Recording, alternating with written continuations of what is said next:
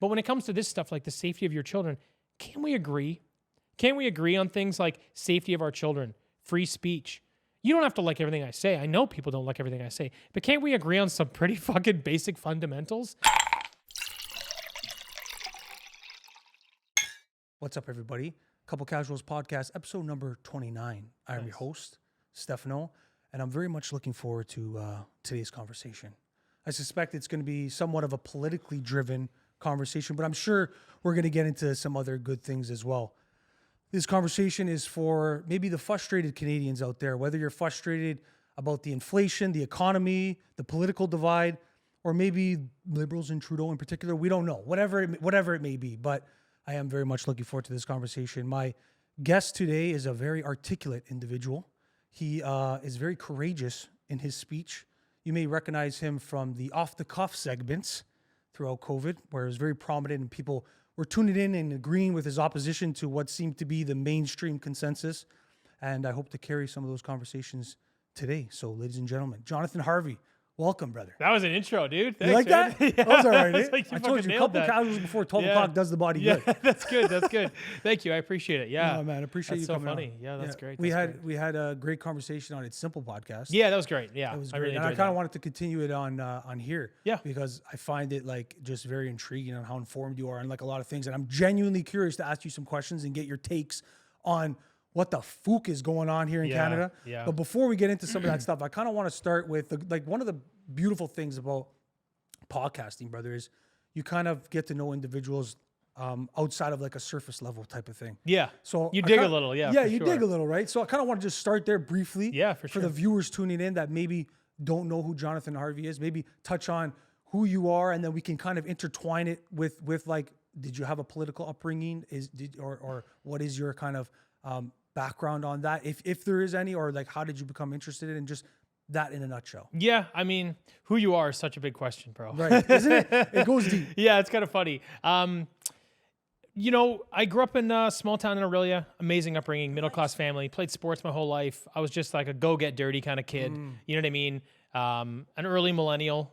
And I just hustled my whole life. Was just, like I said, like it was a great middle-class upbringing, but it was from about like 14, 15, I was like, oh, I'm an entrepreneur. And you know how you know because you sold drugs, right? You're like, Yes, let's like, go. oh, that's what we all did. If we didn't have rich parents, we're like, oh, I gotta figure this. So it was funny. Like it was just weed, you know. But at that time, I was like, oh, I'm wired this way. So you know, I went away to school because I wanted to get the fuck out of that small town. And nothing against the small town now. I love it when I look back. Appreciate Really? the Just upbringing. north of Barrie, eh? Yeah. Dude, amazing place to grow up. But then by the time you're 18, there's nothing there, right? And so you want to go spread your wings.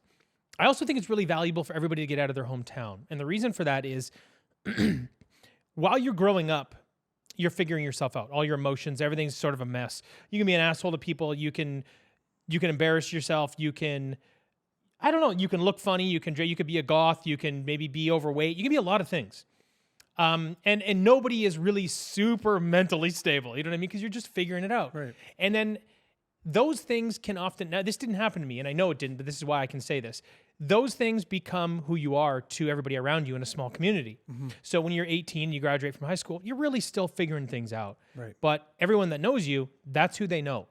So when you try to grow and continue to change and emotionally and mentally evolve or physically evolve, whatever it may be, you're surrounded by people that have already put you in a box. So it can be really hard to go from a caterpillar to a butterfly, right? And that's why I think there's a lot of value in getting out of your hometown. Now, I didn't see that at the time. I was just like, get me the fuck out of here. But looking back, I see a lot of value in that. And that's something I would really suggest for a lot of young people, you know, whether it's when you're 18, 20, whatever. When did you leave? It was 18. Okay. Yeah. And So where'd you go? I lived at Finch in 27. Okay, you kind of switched it up, eh? Yeah, hard. Yeah, that's funny. Yeah, I lived right in Rexdale. Okay. And it didn't really shock me. People were like, oh, you're going to get culture shock. I'm like, no, I'm not. What are you talking about? It was no real big change for me in that sense. But it was nice to get out and kind of figure yourself out and go have some fun and meet some new people. And, you know, over the last 20 years now, I really sort of became who I am today. Right. In that time, you know, I've pretty much been an entrepreneur full-time from 22, 23. Failed at everything to begin with. That's just part of the deal. And then I just sort of worked my way up into, you know, then you start batting 1 for 10, then 3 for 10, then half the things you do kind of work, you know what I mean? And I'd say probably over the last 10 years, I really found my stride. So I spent a lot of time in the restaurant business. I've had 15 restaurants. Nice. It's a nightmare. I'm sure.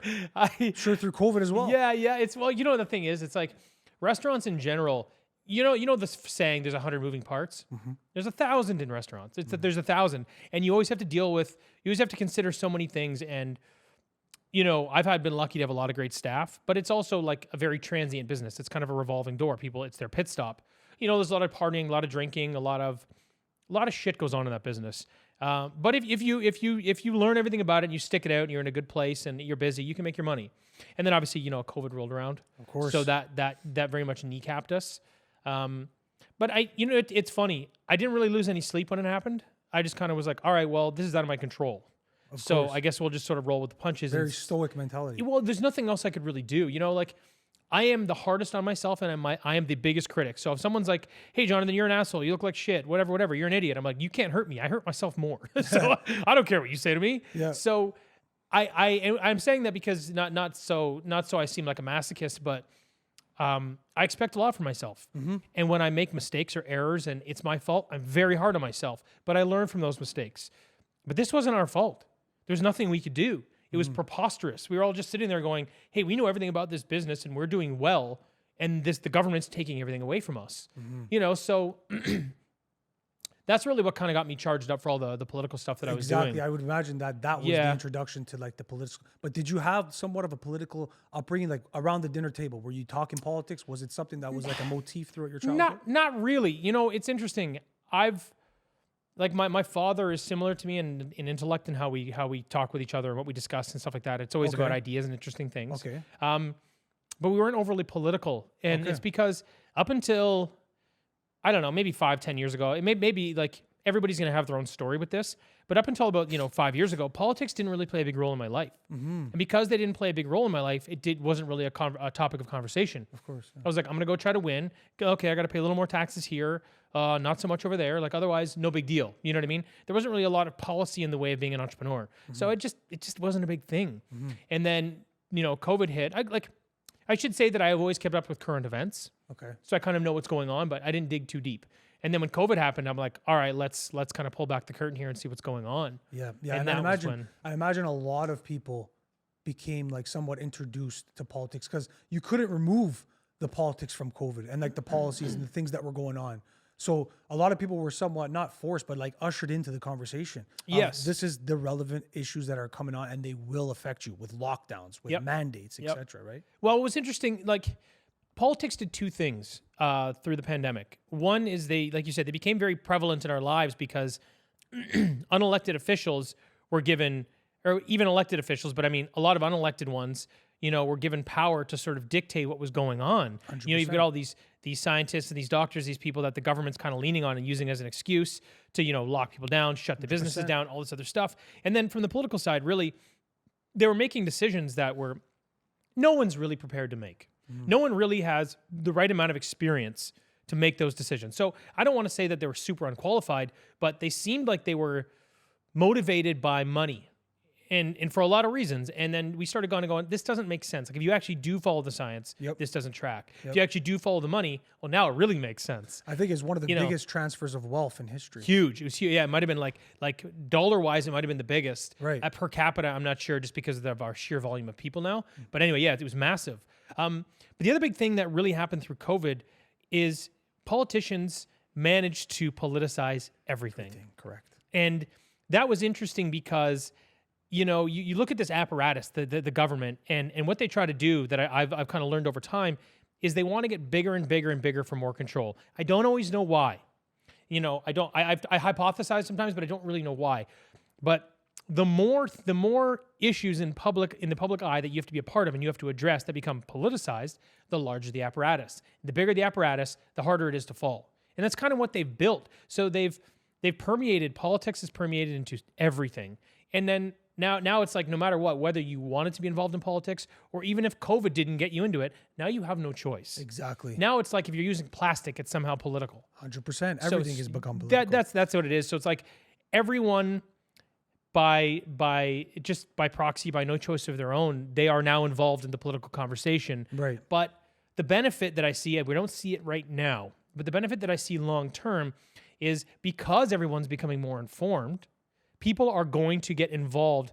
Smarter, more capable people are going to be involved because they're informed from a young age. It's a positive side of it. That's kind of the silver lining, I suppose. 100%. And so from this, it kind of brought you to the idea of, say, I need to start putting my speech on video and talking, using my courageous speech to speak against what I'm experiencing personally and then also seeing socially. Yeah. So maybe like just touch on a little bit off the cuff and the birth of that, and then kind of where it's led you to now today. Sure, yeah. So interesting thing with Off the Cuff is I started in 2016. Okay. It was legitimately off the cuff. Okay, right. So it was mainly like entrepreneur life talks. It was kind of like, hey, here's my thoughts or my advice, or here's what I'm learning through, being an entrepreneur, or here's what I've learned in life, and here's some value for you. And that's kind of what it was. And it was legitimately off the cuff. Like I'd get in the car, I'd be miffed about some shit, or I'd like learn something new that I wanted to share, or just like the media would spin something. I'd be like, no, we're not doing this. Yeah. And I kind of go at it. And I'd say like, I had a very small amount of success with it.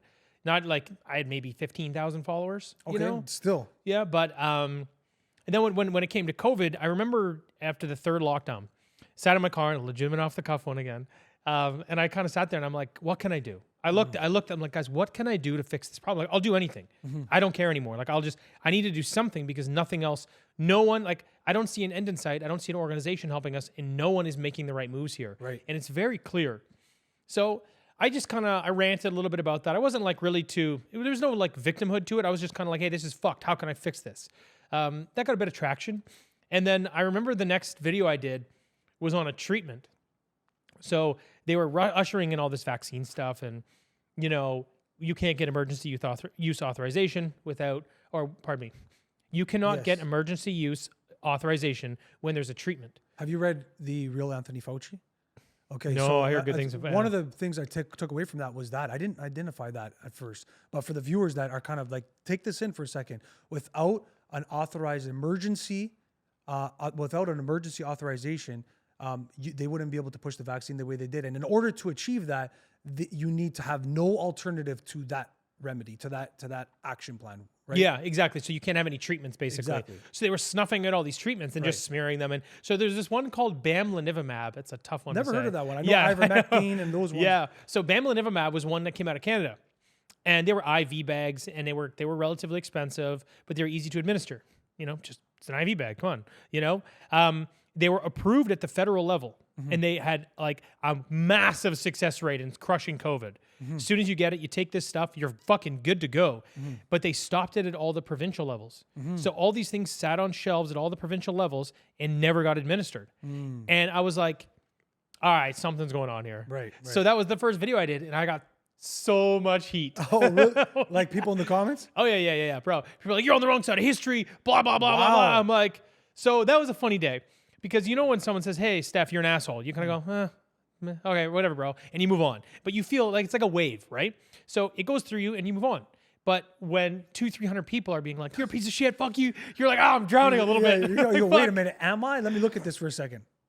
So one day, had one bad day with it, and then I was like, all right, fuck all these people. I don't really care. So then that kind of sparked the COVID stuff. Right. And then for me, it was just like, all right, I enjoy doing this. It's going well in terms of just, getting the message out. People seems to be a service. Well, that's because kind it of how I shifted saw it. after the support was tremendous. That's what. So what I felt was it was a service for people that provided a lot of value. And the reason I felt that way is because a lot of people were coming up to me in person and thanking me and saying something. And I'm like, what the fuck's going on? It was weird. I couldn't like 20, 30 times a week, people come up and say stuff to me. And I'm like, okay, I'm just going to keep doing this because it's obviously this is a value for people. Yes. I didn't really have the interest in being like the guy. I don't really care about that. Yeah. But I was like, this is doing a lot for people. And also it was cathartic. I was just kind of like, it was very relieving to be like, okay, we're not crazy. Looking at all this and be like, all right, yeah, these people are just fucked. Exactly. These people are just trying to take money. They're not doing what's right. These people, no idea what's going on. So, it was a service. It was cathartic. So that was really kind of what pushed me to keep doing it. 100%. And that's what I was going to say. It's a testament, firstly, to speak your mind. You'll be surprised on how many people agree with you, especially during that time where this seemed consensus amongst, you turn on the 6 o'clock news. I watched it every day. Some people don't like to do it. I like to do it because I like to see what's going on. What are they talking about? Yeah. And then I'll have my independent thought on the matter. But a lot of people agreed with what you were saying because they happened to agree with the positions. And what they were getting fed they started to, over time, they started to go, wait, I don't agree with that, but I think I agree with this message more. You've putting into words what I'm thinking in my head. Yeah. And I think that's why it was a great service for that. Yeah, that was a consistent message. You're taking my thoughts and putting them into words, and then I can. So people were like, "Hey, I can share this with my aunt or my parents or whatever, or my brother or my cousin or my friend," and they're not thinking I'm an idiot because I wasn't crazy, you know. And you're articulating yourself properly. Yeah, no, so I appreciate people can consume the knowledge and actually take away what they will. But then, just to kind of segue off the cuff, and then as of most recently, I want to touch on a little bit about Blendr news. Yeah, nice. Is that something new that you're doing? I want to kind of get your perspective on it. What's going on there? Yeah, so I was in this funny little spot for a while, probably about a year and a half, 2 years, where I was like, okay, you know, restaurants are obviously not going to be our long-term game. They really weren't anyway. We were already doing other things when COVID hit. So we're like, hey, you know, we're doing a lot of development stuff, construction, media. We're like, okay, what direction do we want to go? And when everything fell apart, it forced me to take a step back and ask myself why I was doing what I was doing. So I was like, why am I in the restaurant business? Why am I building houses? Or why am I doing this? Why? Why do I want to be doing this? And I was stifled because I didn't have a good answer. I realized that before I had just built momentum. And so the media, construction, and restaurants, they were integrated because I'd build the restaurants with the construction company, market them, blah, blah, blah. So it was all sort of like, you know, it was this integrated system that became their own self-sustaining businesses. But I didn't really love doing any of them. And I was kind of like, what matters most to me? And I was like, you know what? Sure, I took an absolute financial shit kicking, but money's not the most important thing to me. I was like, I would prefer to make an impact. I think that's more important.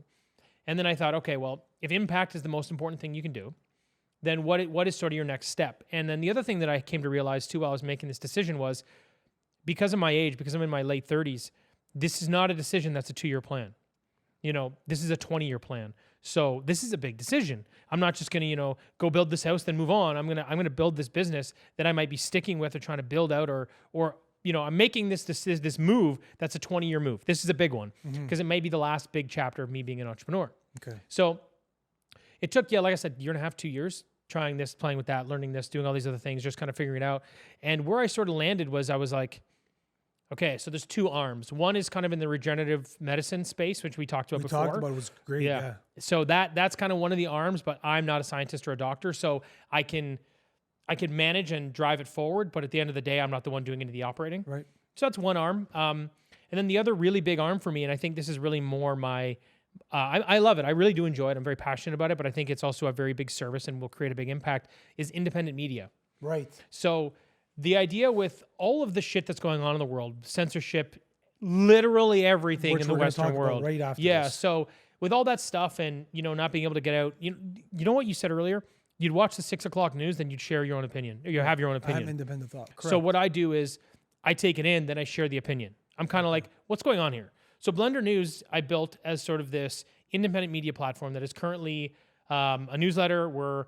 I just have a sign-up site right now, but we're launching a full news website as well. It'll be a podcast, and then obviously amazing. and we have all our socials. Hey. Yeah, so if you want to think about the podcast, you ever watch listen to Real AF with Andy Frisella? No. Or The Problem with Dave Smith. No. If you ever listen to any of those two, that's kind of the vibe I'm going after. Okay. I'm gonna check them out. Yeah, they're good. They're good. They're really well done. Yeah. So those are kind of the 4 properties that exist in the independent media. Blendr is, the idea is that we're taking the right, we're taking the left, we're blending it together, and we're kind of giving you the reality of what's going on. I like that because we need that. Yes. If you see, and that, to touch on this just a little bit here for a second, through COVID especially, we got one narrative.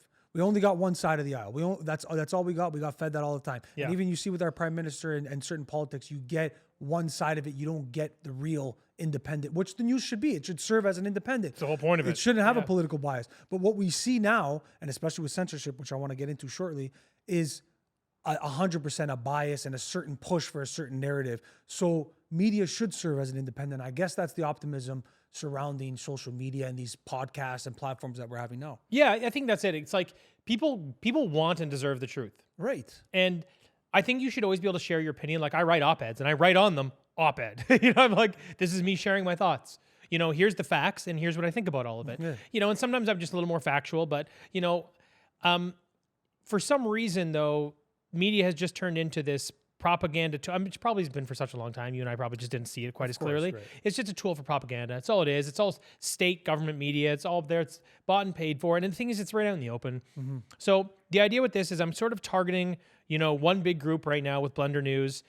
Build it out, hopefully gets, 3 to 5 million users across the entire ecosystem, and then build another one that'll just appeal to a different generation or a different audience, and then just keep going. And my game plan is to build like 3 or 4 of these and have like 20, 25 million people. And we do US, Canada, and world news. It's everything. And it's all topics. Now, obviously, I stick to more big issues, current events, and politics because I like it more. But I still do. I'm a meathead. I played sports my whole life. I love it. I want to put that in there. So let that show. So I do that because it's like it serves me too, which I like. And then at the end of the day, hopefully within 10 years, we've got these platforms that have 20, 25 million users on them, and no one can take it away. And the value is not having it; it's being able to keep all these motherfuckers in check. It's not letting these other people control every other media outlet in the world and say and do whatever they want. Exactly. It's our ability to push back and tell people the truth. And that's that's my point. That's like my purpose with these independent media channels. I love that. And I think that long may it continue. Because people are yearning for that. They're starving for that. And you've seen it with the Off the Cuff, and I'm sure you're going to see it with Blendr News. Yeah. But touching on Blendr News and censorship, because I think they kind of intertwine. There was 2 bills that passed. Oh, yeah. Bill C-11, the Online Streaming Act, and Bill C-18, the Online News Act, which I want you to get into as well. But are there concerns, like just tailing off of Blendr News, are there concerns of censorship? Will people share your news post and then cannot share anymore? Like a lot of people have. For the people that are listening that I've tried to share news recently and see it get kicked back, that's in result of Bill C-18. So maybe touch on the bills and then touch on your concerns. So Bill C-18 is the Online News Act. So what it was is the government basically jumped in and said, hey, all you big tech platforms, you need to pay our government-approved media channels, CBC, CTV, whatever, Toronto Star, hundreds of millions of dollars a year for their content. That's what it says. And they're like, no. And they're like, get fucked. We just won't share your content. Exactly. So it's interesting. Like, it's literally that absurd. Like, I say it like that, and I say it, but that's not hyperbole. That's the truth. That's what it is. And what's interesting to me is, they come in with these rules, and they make it sound like the big tech platforms are the problem. Yeah, well, they're the ones affecting. They're the ones that are. They don't want to pay their fair share. Yeah, and it's just like, bro, you're bending them over to take money off them to pay the media platforms that you approve, only the ones you approve, so that you can keep them in your pocket. It seems like an extortive. It's bullshit. And you know what I hate even more is that when big tech says no, we're not going to pay, Trudeau goes, okay, no problem. I'll just keep using taxpayer dollars. But the implementation of that was something a little different than I had anticipated. So the implementation of these tech platforms blocking news was they had to block everything. So not just the government-approved channels that were going to get their money, they're blocking independent media, which I think was Trudeau's play all along. I think so. Because the reason I say that is because I don't think he's that smart. But this happened in Australia a couple of years ago. Okay. They blocked all the they tried to basically hold the big tech platforms hostage, being like, you got to pay our media platforms. They're like, fuck you, no news. And then after a week, they renegotiated. Okay. Because the government's like, oh, this isn't going to work well for us. Let's figure this out. So they negotiated a much lower price. I don't think big tech has an appetite to continue doing that.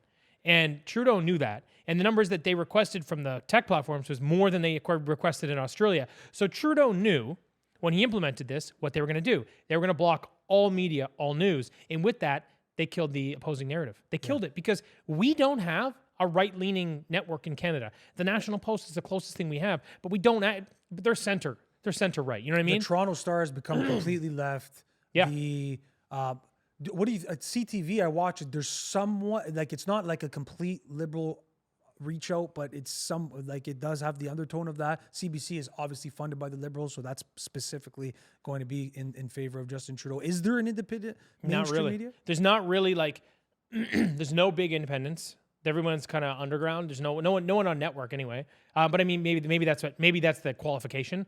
Thing is, in the U.S., they have a ton of right and a ton of left. You have not equal representation, but you've got a reasonable representation down there, right? And we don't do that here. So Bill C-18 just basically stopped everybody from seeing the news from around the world and sharing the news.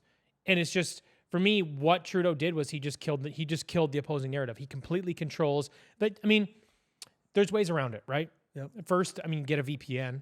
Yeah, you could do that. How about Twitter? Twitter doesn't apply. What's You that? can get your news from Twitter. You can, yeah. Twitter. Well, so or X. what I should say is, Bill C-18 is not really supposed to come into effect till January. I've definitely seen you can't share this. No. So Instagram, so Meta did this preemptively. Okay. So they did this to be like, here's what's coming, but they didn't have to do it. So in January, that's if they don't change or repeal or alter or negotiate something. In January, Google's going to be blocking news from search, which is wild. Wild. So when you go to just everybody slow it down for everybody. When you go and search on Google search engine, you won't be able to get correct. No news. Yeah, that's wild. And I don't know if they're going to do the same blanket. I don't know if they're going to just block Canadian news or if they're going to block news like they did on Meta. I don't know. Yeah. But that would be January. And at that same time, all the other platforms are also supposed to toe the line, whether it's TikTok, X, whatever. Really? Yeah. This Bill C-18 wasn't just at those two companies. It was at tech. I didn't know that. So it was based on like anyone that is sharing news that's over a certain size. So Twitter would fall into that, X, whatever. That's such a weird. That kind of happened overnight, by the way. I was like, what the fuck is going on? Yeah, he just puts up he just goes rogue, throws up a sign, calls it X. I'm like, all right, cool, man. He's fucking funny though. I love him. I don't care. So, with respect to that, like, I don't know where it's going to land, but by early next year, it could be very hard for Canadians to get news across the board if they don't get a VPN. One of the things that I did was I'm stationing mine in the Cayman Islands. So Blendr's from Cayman. I used to live in the Cayman Islands. That's right. You were telling me last time. Yeah. So Blendr's located in the Cayman Islands. Okay. It's also running through a Cayman Islands IP.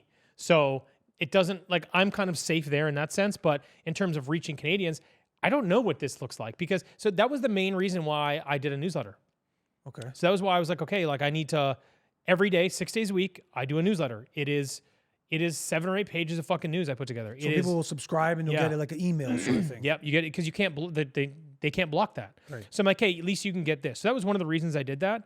And then the website too will kind of give me the same opportunity. I didn't think I was going to be doing as much content as I've been doing. Okay. But because it's scaled up so much, I was like, okay, we'll get the website out sooner than later.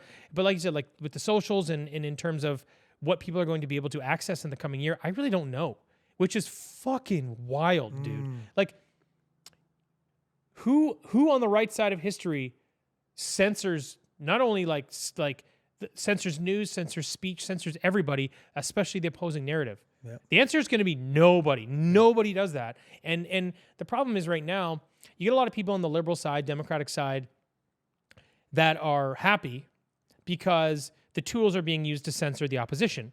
And that's how they usher these things in, right? They kind of go, hey, well, if we get one side on our team here, we can just implement these dangerous tools because they benefit them. But what these people don't realize is these tools are going to be used against you. 100%. Once these things are ushered into government and they can wield these weapons, we are all fucked. Yes. And I just don't think they get that yet. And I think that's what I want to ask you next, because like when, let's say inevitably, hopefully, optimistically speaking, Trudeau gets out of power and the next government takes over, which it seems based on political polling, it seems like Trudeau is extremely down and the Liberals are extremely down in political polling. I don't know how much you can take it with a grain of salt, the polls, we don't know. But it seems the Liberals are extremely down and the Conservatives seem to be really taking a stride, especially amongst young people. Yeah. So if Pierre Poilievre takes ownership of the government, does he relinquish bills like Bill C-11, Bill C-18? Does he relinquish those or does he maintain them and keep them in power? It's interesting. I think that depends what his campaign promises are. Okay. At the end of the day, he opposed it, correct? Yes. I like Pierre. I think he's a good stopgap measure for the country. He is still big government. He is still like, when they ask him about like heavy immigration numbers, he doesn't really push back. When they ask him about like reducing the size of government, he's not really for it. So I think he'll do a lot of good, but there's also going to be some issues, with respect to the censorship stuff. I think it depends how bad it is, right? When a new government comes in, a new party, what they do is all the good things they couldn't do. They try to right all the wrongs. They try to, put Band-Aids on things they need to and stuff like that. So they do everything they're supposed to do, and they try to fulfill their campaign promises. That's generally what it is. But if you think about it, because half the country sees every issue one way and half sees it the other way, regardless of which side you're on, you can only do so much before you kind of become a problem, right? Because if you fix everything for us, then you're going to be a bigger problem for the left, correct? In saying that you and I would be right versus the left right now. Right. But then now, okay, so let's put Pierre in that position. When he starts losing power, which is what Trudeau is doing, will he get desperate and implement measures like Trudeau has done? Because this is the cyclical nature of losing power in politics. They become erratic, wild. They put in all these crazy policies, all these censorship bills, so they can try to maintain power. Because if he had everybody's support, why would he put these things in? Well, he tried it with the snap election. He tried to take the majority. And then he did it with the coalition to maintain the power. Which is wild. So that's to your point. Exactly. So, he's doing crazy things to maintain power. And I don't know that I would put it past Pierre one day to leave those bills in place, completely reduce their effectiveness so they're not there. They can't do much, but then slowly reintegrate them when it suits them. Yeah. Why would you not? Yeah. I mean, I don't know. I don't trust any person that's going to have that much power to always do the right thing. Yeah, and that's why people say, like, you may be encouraging this now, but it may flip on you. Exactly. And that's to your point about censorship. But a lot of the time, these censorship bills have a virtuous external front where people look at it like, oh, this is a good bill. To reference Bill C-11, the Online Streaming Act, correct? That's right. Where the notion that put forward was, well, this is to encourage diversity of content and then also push Canadian content forward. So maybe touch on Bill C-11 a bit to break that down for the viewers. Bill C-11 is just a censorship bill. It gives the CRTC, which is a government organization, the ability to regulate everything online, the same way that they do everything that's on television. Now we're talking social media channels, streaming services, online news. Including Netflix, everything. Yep. Online news, podcast platforms. Okay, well, we're done. We'll wrap this up there, guys. It's fucking over. And even porn, which is super weird. I'm not kidding. Diversity in porn, eh? So they're gonna have like different ethnic. Well, I guess they already do have that, but anyway. I have no idea how the fuck that's gonna play out, but they have control over that too. So if you make more than $10 million in the Canadian market and you're in online content production of any sort, you fall under this. You have to register with the CRTC. That's how it works.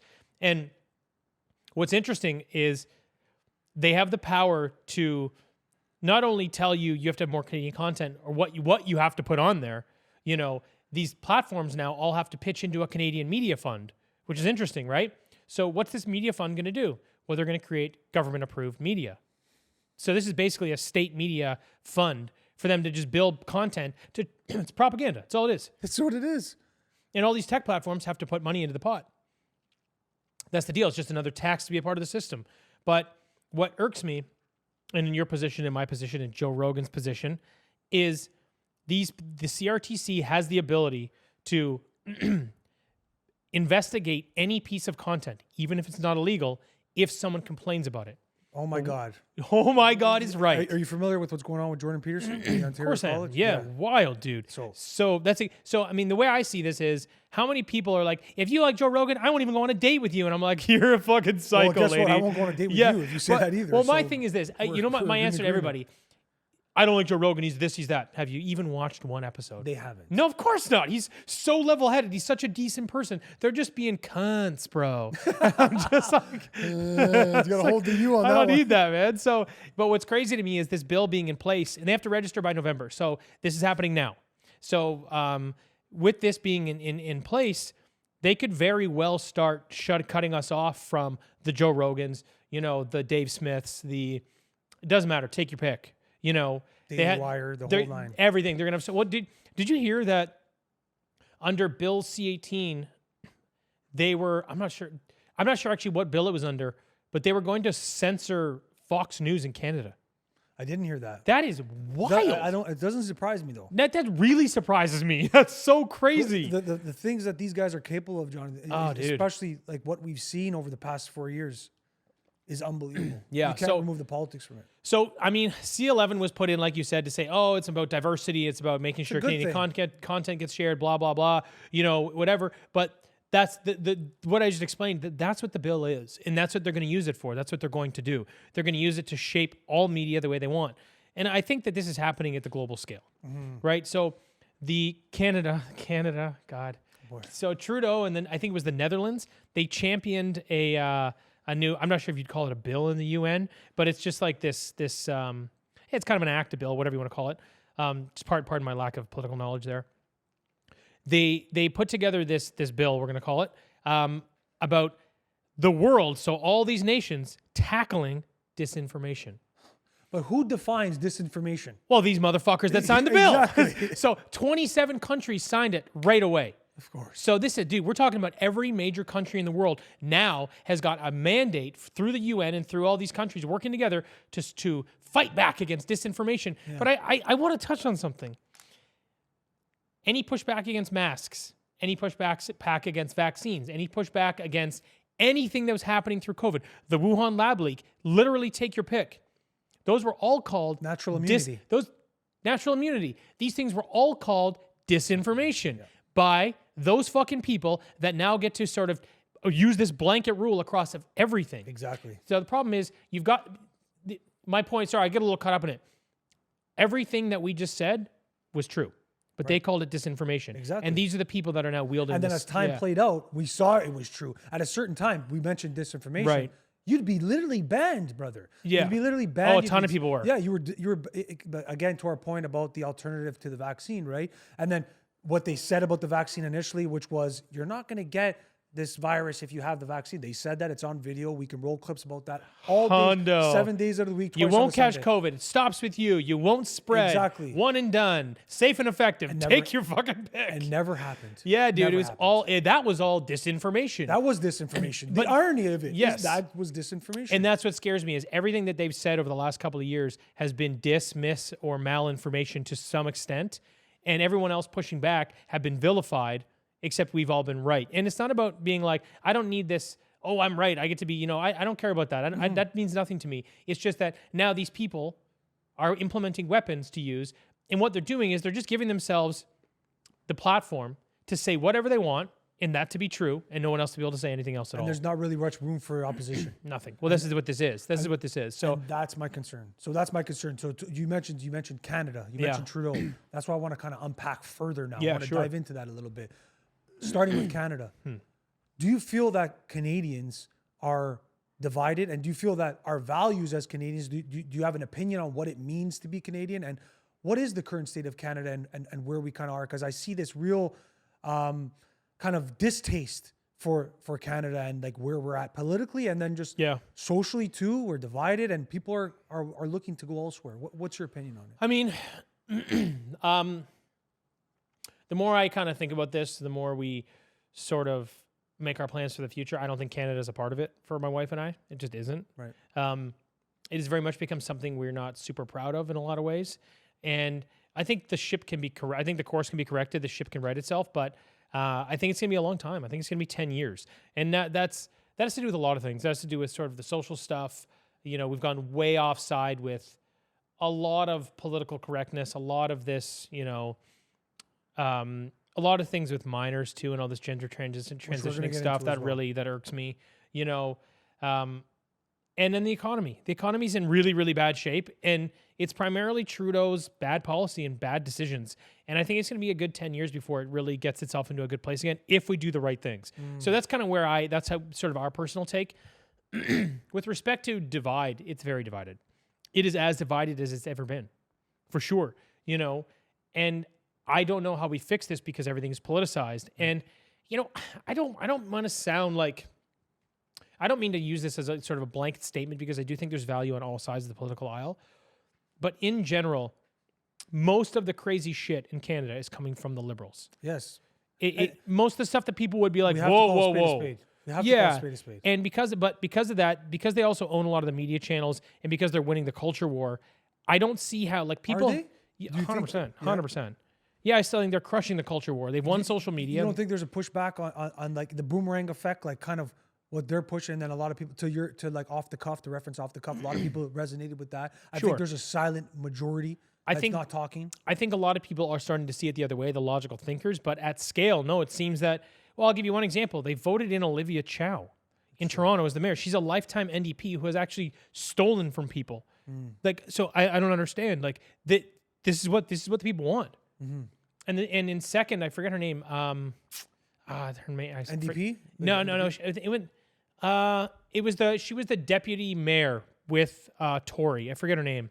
Okay. But she was also, so she's liberal. So those were the top two candidates in Toronto by a landslide. Like I think together they had like 80% of the vote. So people in the big city, 2.5, 3 million people in Toronto alone, 5 million in the GTA, that's what they want. So when people are pushing back saying, hey, are we seeing a turning of the tide?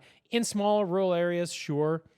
But at scale in big cities, no, that's who they're still voting for. So I think they're still winning that war, unfortunately.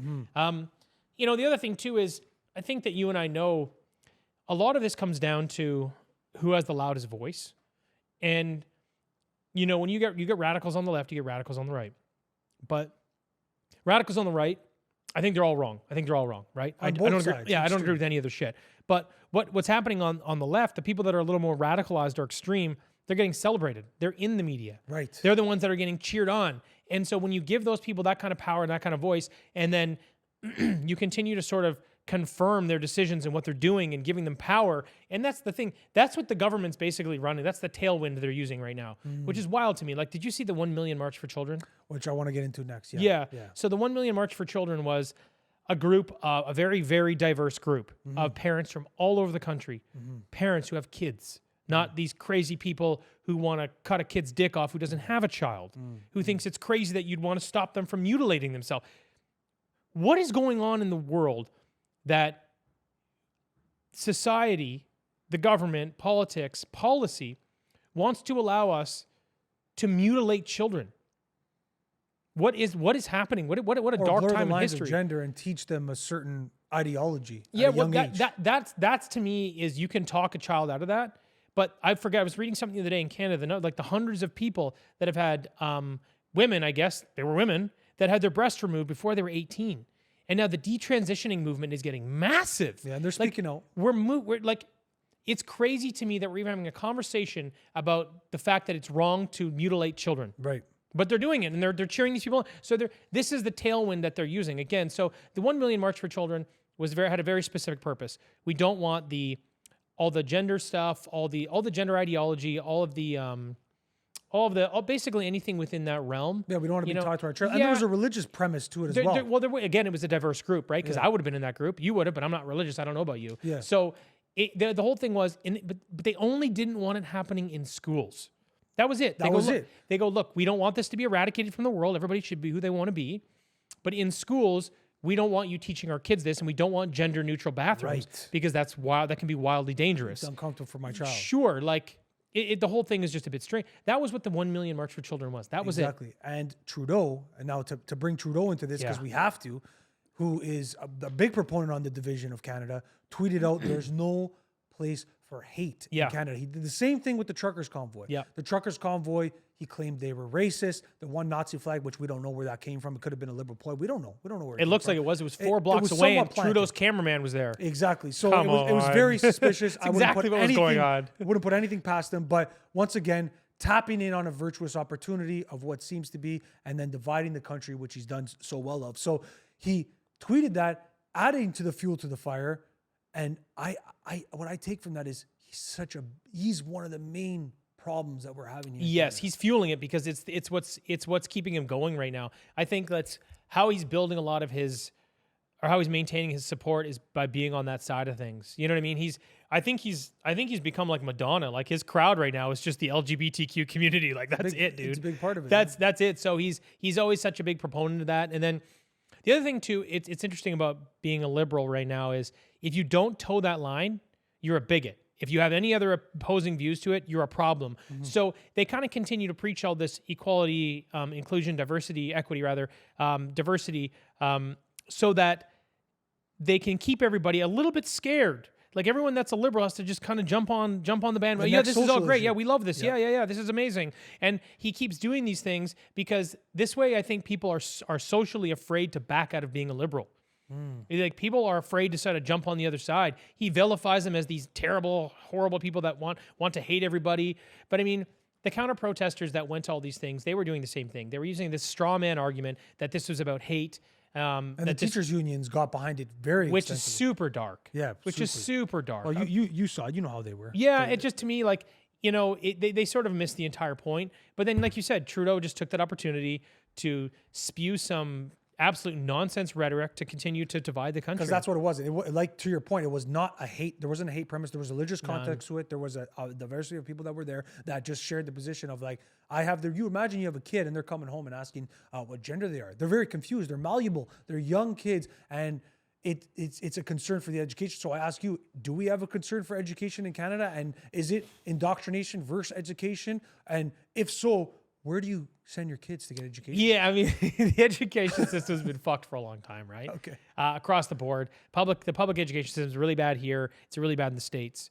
I think that kids still learn a lot of important things in school right now, but it's just really about the basic things. In school, you want to learn the alphabet, you want to learn math, and you want to learn how to logically reason. That's really what you need, because you don't really remember what you learned in grade 7. You don't even, I remember grade 10 was, equation of a line for math. Cool, got it. I never used that. Used the Pythagorean theorem once. You know what I mean? But you don't use any of these things. It's all about kind of critical thinking, building social skills, understanding the basics so you can get your way through there. You really learn some stuff along the way. But right now, I think more than anything, the education system has become very much about indoctrination. Especially public schools, you would agree, is very corrupt at this point. Yeah, it's weird. Like, they are shaping our future for sure. They've always done that. And I know that, if you go to look at I think a university or college in the States, I think it's 10-1 Democrat to Republican teacher. And that's a very worth noting. Like, so you imagine you send your kid to a school like that, the opportunity of influence on that side of the aisle is tremendous. And then, which we'll get into shortly too, the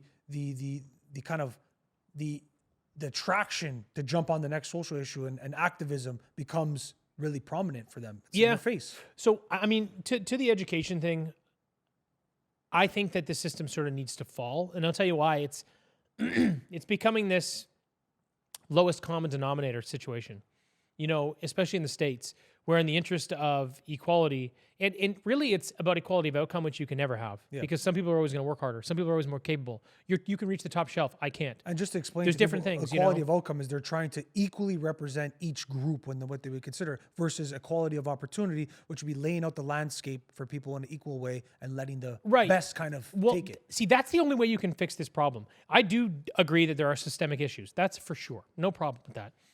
But you don't fix them by bringing everybody else down. You fix them by improving the systems at the foundation level, and then over that coming generation, everything can work towards more equality. That's the actual only way to fix it, really.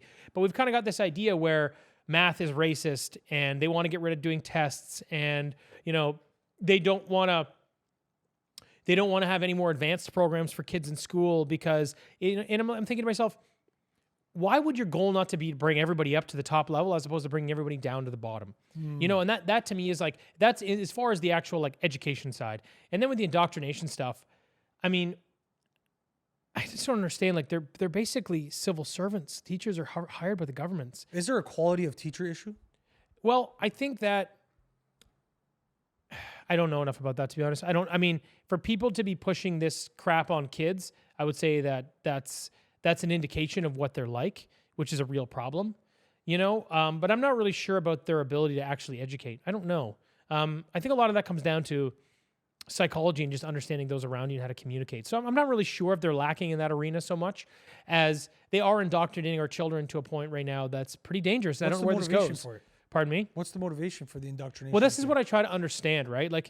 Just to sort of go back to the Million March thing for a quick second. Yeah, 100%. It was about a week after the Students' Council at the McGill University, they were pushing back, and they were doing their own little protest against all these, and I think in quotes is very much conspiratorial, far right wing, crazy, blah blah blah blah blah. Whatever pejorative you want. And I'm just going, this is what, and the teachers are supporting them. I'm like, how come that teacher is not going, hey, do you guys know what's actually going on here? These are your parents, and they're standing up for you because they just don't want these things being taught to you in school. At that age. They don't care if you're into this stuff. Correct. They don't care if this is who you want to become. They'll support you. They don't want someone else trying to talk you into it and then reward you for it.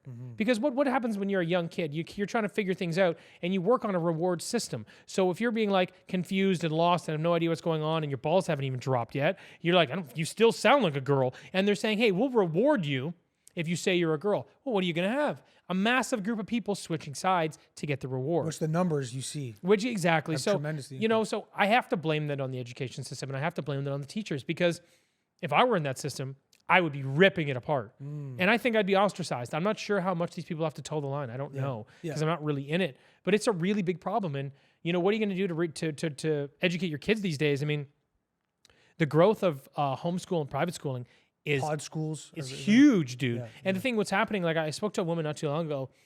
She had a full-time job. She was not a teacher, but she stopped it. She started homeschooling her own kids, and then she started a school. She's got like 100 kids that go there that are being taught, and it's nothing religious about it. It's like logical thinking and basically the old education that you'd have. So I'm not exactly sure how but that's where she's landed, and a lot more of those are popping up. I mean, for me personally, Meg and I think about going to Texas. If we landed in Austin, which is kind of where I wanted to go. Tim Kennedy, I don't know if you know of him. Of course I do. Yeah, he's great. He's a buzz, eh? Fantastic. So he started Apogee Cedar Park. What is that? So that's a private school that he built for his kids. And they've got hundreds of students now, but like half the day is taught like logical, reasonable stuff to educate kids to make sure they're intelligent and can navigate the world. The other half is outdoors. So learning how to work with your hands, learning how to survive in the wilderness rather. Doing all those kinds of things to give you these more practical skills. Like, I don't know if they have anything on mechanics or woodwork or anything like that, but that's the idea. And I'm like, that's where I would like my kids to go. And I think you're going to see, if this nonsense continues, I think you're going to see a lot more of these types of schools or these types of alternative education systems pop up, because if I had kids right now that were ready to go to school, they would not be going into this public school system. No chance. 100%. Well, and like to that point as well, the way I look at it, you have public schools, which is government funded, so it's corrupt.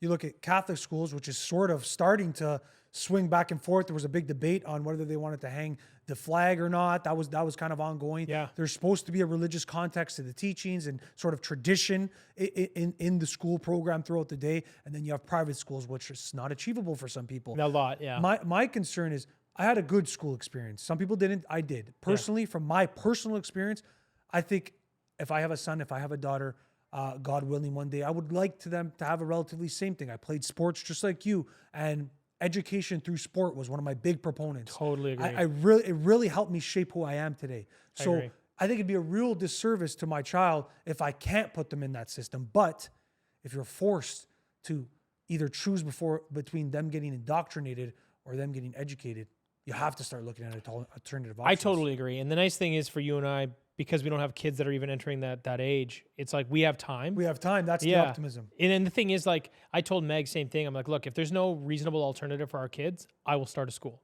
Because I will. I love that, brother. No problem. Your willingness to jump in there is amazing. Let's go. It's no problem. Yeah.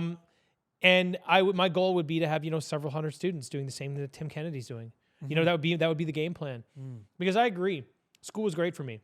Everybody has their ups and downs with this and that, but for the most part, had a good time there, man. Yeah, right? Yeah, it was good. And I think sports plays a big part of it. Maybe not for everybody, but for me and you, obviously. I was such a meathead, man. I played every sport there was. I loved it. It gives you structure. It gives you discipline. It gives you purpose. You understand that the value of putting in hard work, and you get what you work for in life. You learn the value of taking it on the chin and losing and getting back up and being like, fuck it, let's go. Let's go. And you don't have that. These kids these days, a lot of it's like No Child Left Behind was the start of the real downfall. And now it's all these participation things, and everyone's, my feelings. Like, shut up and get slapped in the face once in a while, dude. Exactly. That's why you were talking earlier before we started the pod about running. Yeah. I hate running. I fucking hate running. But you do But it. I do it because of how much I hate it and how much it teaches me about just overcoming shit I don't want to do. It calluses your mind. It makes you better. So does losing. So does sports. So yeah, I really want my kids to have that experience. But if it ends up being private school and we kind of put them in extracurricular sports in some other way, we'll get it done. We'll figure it out. Yeah, you have to improvise, adapt, and overcome. You 100%. have to figure it out. But yeah, we're put in a situation right now, and politics seems to be the proponent of that. But a lot of these things that we're talking about, whether it's the participation awards, whether it's the censorship or all these other things, it seems to be coming from the liberal side of the liberal. What it was to be a classic liberal is not what it means to be a modern. I totally agree. It's much different now, and I want to unpack Trudeau just a little bit further because there were some hot topics that happened recently with him, which I kind of want to get your take on. Sure. Obviously, with Trudeau, firstly, I want to get your assessment on his character, the issue with him. There's that, and then I also want to unpack the Nazi in the House of Commons. Get your opinion on that, and then maybe touch on a little bit of what's going on with India, and I'll let you just kind of rant away on that. Yeah, so Trudeau's a slimy fuck. Yes, I agree. Like, I'm We'll sorry. start like, there. Yeah, like he just is. Like, you look at this guy, what you want from a politician is honesty. That's what podcasts do. People know me. They watch me on podcasts, they're like, I know that guy. This is not an act. This is who I am, dude. I try to do the same thing. Yeah, and this guy's all fake. He's all fake. It's all bullshit. He's saying, like, if you look back at him over the years and the different things he said and what he said to get into power and then what he said while he's been in power, this guy flip-flops so hard. He's got no moral compass. He does not give a shit. All he wants is power and money. Did he write off his father's last name? Yeah, 100%, dude. I mean, Trudeau Sr., in my opinion, a lot of people loved him. If you do some digging, I don't think you'll love some of his policy and what he did. And he basically pitched one campaign and then just completely ran another. And, his emergency acts, all the other stuff, like, you know what? His dad was a politician that did a reasonable job given the time. And, I think he could have just been one other guy. But yeah, Justin Trudeau got in and absolutely stained his name. Justin Trudeau's going to go down for as long as we live, I think, as the worst prime minister in Canadian history. Clip that. He is horrible. And the thing is, he's not even doing any of the things that would help the country. Everything he does seems to be done for self-interest. It just makes things worse and worse. And only does it spin things. Like, this is one of the interesting ones. I love this one. I actually hate it, but I just find it, I love sort of the preposterous nature of it. So, since Trudeau got into power, our groceries have gone up over 300% for a family. Yeah. So it was from 5,000 and change to over 16,000 now. That's not inflation. That's fucking ridiculous. So what he's done, and that's untenable. But what he's done is he's like, we're going to offer the grocery rebate. Yes. You're going to give everybody the grocery rebate. We're going to give 11 million people, I think it was, $500. We're going to give it to all these families. We're going to help them weather this storm. So that's how they pitch it, right? But the reality is he created the problem. And you know how you qualify for the rebate? You have to be under the poverty line. Right. So what he actually meant was, I've put 1/3 of this country into poverty. Here's $500. Go fuck yourself. Here's a bean to. Sorry about that. Yeah, dude. He's such gold. Anything this guy says is a spin on something. Well, look at all the ethics violations, which he seems to just run away with all the time. And I want to just touch Teflon done. I don't get it, man. There's a real political bias to it too, which we touched on so much. But you look at what's happened on the provincial level with Doug Ford. Yeah. And he got reamed for it, and fair enough. But it's not equivalent when it comes to Trudeau and his ethic violations. Well, I think there's something. This sort of what makes me believe a little bit in a deep state in Canada. I don't think, and maybe a little more internationally as well. And I don't mean to like put my tinfoil hat on and but the thing is, there is a strong liberal agenda in the Western world. It's very clear. Everybody can see it. And if is it this because guy they're establishment type government, is that what it is?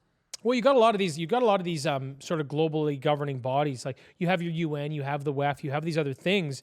Even NATO, for example. Like you have these organizations that are kind of all working together and they're trying to globalize something. I mean, why they all signed the disinformation bill together. Why would you do that? Why would you need to do that unless you're tackling this effort together so you guys can have more control? So you see these global organizations doing these things, and they obviously have a very liberal lean right now, right? So I don't understand how this guy continues to just be bulletproof from all these things. And you're right. Doug Ford deserved to get absolutely ripped apart for that. That was bullshit. It was corruption, and he got what he deserved. But it never happens to anyone on the liberal side. That's my issue with it. And I don't understand. So it's very offside. It's sort of a testament to the times these days. But also just to show you, like, they're the protected class right now. So I understand why people want to be in it. You and I aren't like that, and that's okay. But I mean, like you said, the guy brought a Nazi into Parliament. So that's my question. Was he responsible for it, or did the speaker take the heat for it because he told him to? Ultimately, Trudeau's responsible. Have you ever owned or operated a business? No. Okay, so I've had... Unless you consider the podcast a business. Yeah, let's go. I've had about 500 employees, I think. Oh, amazing. That's tremendous, man. It's just been over the years, different businesses but still, here and there. Yeah. Good on you. I've always been responsible for everything that happens in my business. It's always my fault. It's always my fault. It's always my problem. I'm the head of the snake. I'm the one. The reason you want to be in charge is because then you can go fix it. And it's never been like, oh, I'm the boss. It's like, hey, I built this infrastructure. I put these people in place. This is my job to make sure this operates well. Ultimately, I'm responsible. You have never, ever seen me go, it was his fault. Fucking not once. If it had something to do with something that I operate. Not happening. Accountability. Always be accountable for what you do in life, because then you have the power to change it. You have the power to be in control of your own destiny. For Trudeau not to take any responsibility for this is preposterous. And then I think I posted a clip the other day on Blendr News. Pierre Poilievre actually made a good point. You know, Trudeau was up there freaking out, looked super frantic. He's like, it's not my fault because the speaker had it. It was the speaker vetted him, and I don't deal with this, and da-da-da. And Trudeau goes, or Pierre kind of gets up very calmly. He's like, okay, so the people that vet, you know, for the speaker work for the RCMP. And he goes, and the RCMP report to you. So tell me, how are you not responsible for this? And it was kind of the end of the clip, but I think that's all you really need to say. And even in the House, he never answers the question. Bruv, he dodges everything. That's a problem with Canadian politics. I'm not sure how it works in the American politics, but just based on, Dean, I'm going to go a little bit longer. I know we're at 1 hour. I'm going to go a little bit longer because this is a tremendous conversation. But the problem is there's no account. In my opinion, if they're in the House, like he should be having to answer at least remotely somewhat to the question. The thing is, he doesn't even skirt the question. He just says something fully random. Yeah, well, I had to throw out my loafers yesterday, and I had them for 12 years. Sir, we're asking about the housing crisis. And he just says stupid shit. And they don't say, they just let him get away with it. I don't know if it's diplomacy or a bad system, but how they're operating that right now is ridiculous. Now, I'll be honest with you, I don't love that it's become just a verbal joust all the time. I don't think you get as much accomplished that way either. Correct. So it's very theatrical. Very much so. And I know that's charged a lot by the conservative side, but I'm not sure they have much choice right now. Maybe they do, maybe they don't. But I don't love that. You know, I'll be honest about that. But the thing is that he never answers a single question. Never. He never takes responsibility. It's such a weird thing, but I think that tells you the kind of man he is. You know, he's a little bitch. I really don't like him. I know. There's very few. You know what's funny? I try not to hate anybody. I don't want the negative energy in my body. I also just don't think it's really worth my time. I either like you or I don't think about you. But that man's voice, I just can't. And I think a lot of Canadians agree with you, John. It's become very, very hard for me. It's like become like chewing. Chewing bothers me. I'm one of those weird people. Trudeau's voice and chewing, they're the same, bro. Yeah. It's been really, really tough. I mean, look, the Nazi thing, in my opinion, was a mistake. It was an honest mistake. But I appreciate that the speaker stepped down and took responsibility for it. That's what you should do, you know? But it really ultimately is on Trudeau. And, you know, I hope one thing that comes from this is that they stop calling conservatives Nazis now. Well, you look at what they see. That was one of the main pejoratives that he's throwing around with the trucker convoy. 100%. There's racists there, et cetera. So, and then the irony is, you guys go and literally brought one in there. But, you know, I'll say something, and this might be a little bit unpopular, but it's okay. I don't really care. I feel a little bit bad for the 98-year-old man. Right. I don't like that was his history kind of thing. It was, well, think about this. Like, I guess the war was 70, it ended in 45, right? So the guy was how old? You know, 55 years, add 20, so it's been 78 years, right? 78 years since, and that guy's 98. That means he was fighting when he was 20 years old. And he was fighting as a part of the Ukraine. Sure, he was fighting. People would argue he was fighting for the wrong side. I don't disagree with that. But he was a 20-year-old. Here's your gun. Go point your gun. Go shoot these people. That's a good point. And you do this, or this is what happens. And if you don't go to war, if you back out of the war, they'll just kill you. That's how it is today still. Yeah. So I'm not condoning it. I think it's terrible. I think war is the ultimate failure of man. There should never be a hot war. This is ridiculous. But you get a 20-year-old that's in there, obviously on the wrong side. He's being told what to do. You're 20 years old. You haven't really got things figured out. Yes, he did some bad things, I'm sure. I'm sure he did. But, you know, if he was really one of the villains, the real villains of the war, they would have pinned him to the wall years ago. You know, again, I don't condone what he did, but it was a 20-year-old at a time that he had no other choice, being told what to do, and now he's 98. And that kind of brings me to where I'm like, I feel a little bit bad for the old man because the last page of the last chapter of his life That's a good point. is now this stressful thing where his family's now ostracized. They're going to be ostracized from their community. He'll be condemned for in whatever way he can be within his social circles and the people around him. You know, his donation that they gave to the university for $30,000 was given back to his family. This guy's just been absolutely and now they're trying to ostracize him to Poland. Like, come on, the guy can't even safely fly. Yeah, I saw that. Yeah. So I don't mean, when I say this, I don't mean that I feel bad for Nazis. That's not at all what I'm saying. I feel bad particularly just for the last page of the last chapter of this old man's life, you know, who made some bad decisions when he was 20 years old, thought he was going to get celebrated for being part of a war, and now his whole life just got upended right now because these guys are fucking idiots. Exactly. And they were using him for some sort of political social proof. clout. Yeah, exactly. Like, and I do a little bit feel for the guy. Like I said, not his actions. I just feel for the man. Right. And then just to touch on India a bit, what's going on there? See, that's kind of interesting. whether India was involved in an assassination of this Sikh or not, you never, you don't ever go to Parliament and broadcast it to the world. You don't do that unless you're trying to ruffle feathers. So what happened was Trudeau's been having a tough time on the global stage because he's a fledgling politician at best. He's young and inexperienced, and they all know it. And they all know he's just talking shit and boasting all this other crap, going around the world, lecturing these people on things that he's doing himself. And they know it, so they give him shit. He had a really, really tough time at the G20. He was kind of kicked out. He was the nerd. He was the kid that was kicked out. He didn't go to he ended up not going to the dinner. He was pushed, doing cocaine. I know it wasn't that time, but still. Yeah. He was reprimanded by, Xi at the last big event. This one, he was reprimanded by Modi. Then, he wouldn't shake Modi's hand during a ceremony. He wouldn't go to the dinner. He basically just made political gaffes or diplomatic gaffes one after another. And he was upset. He was hurt. And so this is a man that's got a very, very big ego. And what happened was, and then when his plane got stuck in India, that was the cherry on top. That was enough, because then the whole world's just laughing at this guy. He's like, oh, we'll give you a plane. He's like, I don't want your plane. I'll just sit here and wait. All right, dude. So he came back and all this stuff happened. And then he took the first opportunity to start a fucking war with these guys. The first opportunity. Now, India and Canada were talking about a free trade agreement. They were in the middle of negotiating free trade, which would have been good for Canada, good for India, but good for Canada. They had upcoming meetings that week about other international trade things, and they probably would have benefited from the new trade route that they were trying to build from East India all the way up through Europe. So it would have been like, overall, you want to be you want to continue to try to build positive relationships with them. Correct. Instead, he goes up and he just rips this guy for being allegations of assassination, as I call it. There's not enough proof that they did it, from what I understand. Initially, the United States and everyone else were like, we don't really know what's going on here. And then Trudeau's like, I'm not really going to share any of this information. Since then, people are like, oh yeah, we have details about it. It might be true. The reality is, if he wasn't trying to get back at Modi and get back at whoever else he wanted to for being, I don't know, ostracized or picked on at the G20, he wouldn't have explained this in Parliament. It was such a mistake. It was such a huge diplomatic gaffe. It was just stupid. Because now he just looks like a child again on the global stage. Yep. And now I don't know how you repair these relations. Like, I think one politician from India said the only way we're going to have a strong relationship with Canada again is when Trudeau's removed.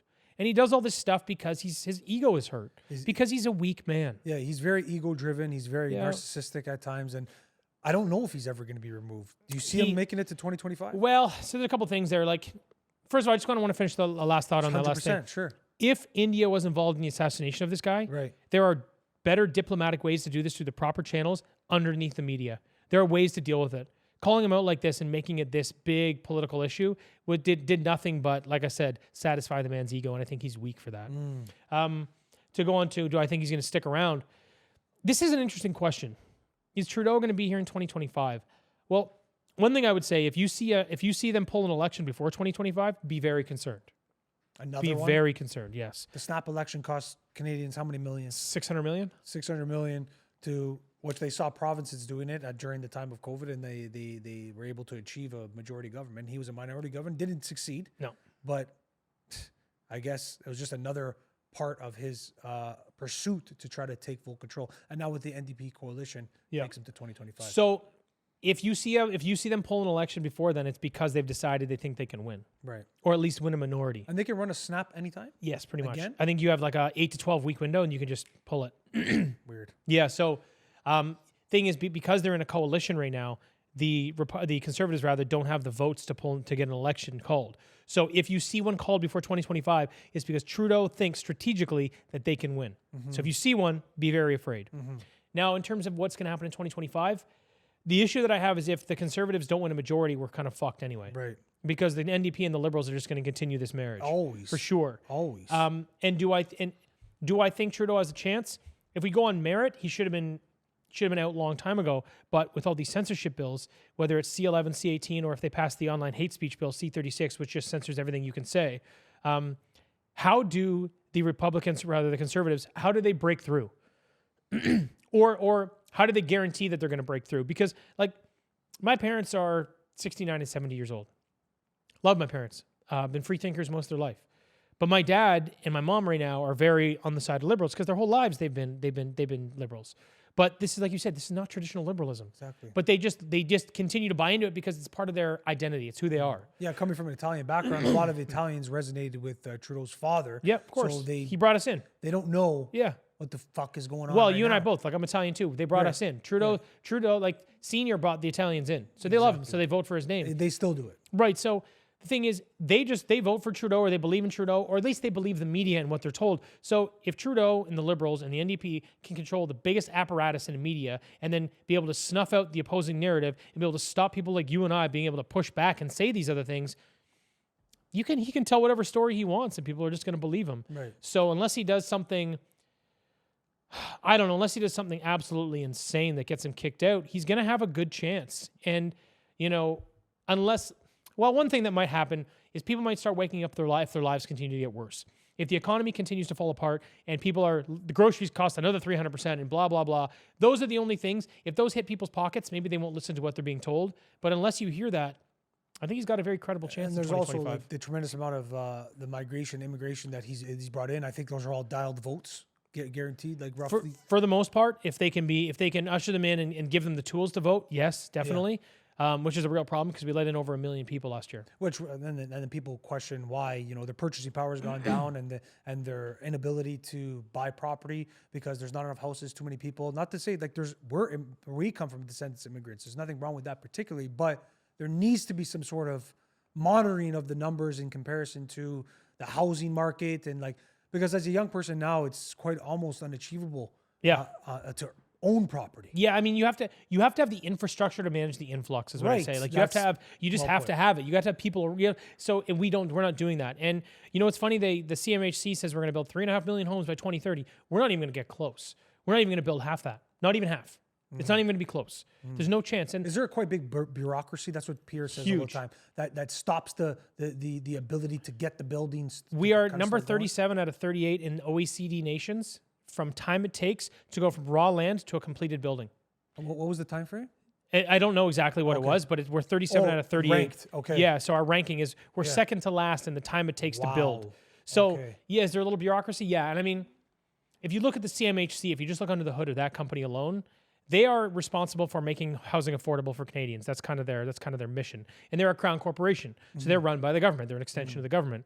They got 2,300 employees. They paid out $75 million in bonuses since 2020, and housing is unaffordable for Canadians. Right. It is just a prime example. I don't want to just pick on them, but they're a prime example of the bigger problem. That's exactly how these things are being run. It's all bureaucracy, no goals.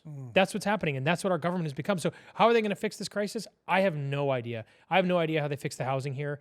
And, if they continue to just plow forward with immigration for votes, it's just going to get worse and worse. And like you said, it's unaffordable for us. So I don't really know, man. There was this stat that came out the other day that irked me. Pierre posted it. The average income of the top 10% earners is about $175,000. So the average of the top 10% is $175,000. If you want to qualify for the average mortgage in our country, you have to make $180,000. So the average of the top 10% can't even afford the average home in Canada. That disparity is so wildly fucked up. Massive. How did we get there? Yeah. And how do we fix it? One small step at a time. That's how we got there. Yeah, and I just don't know.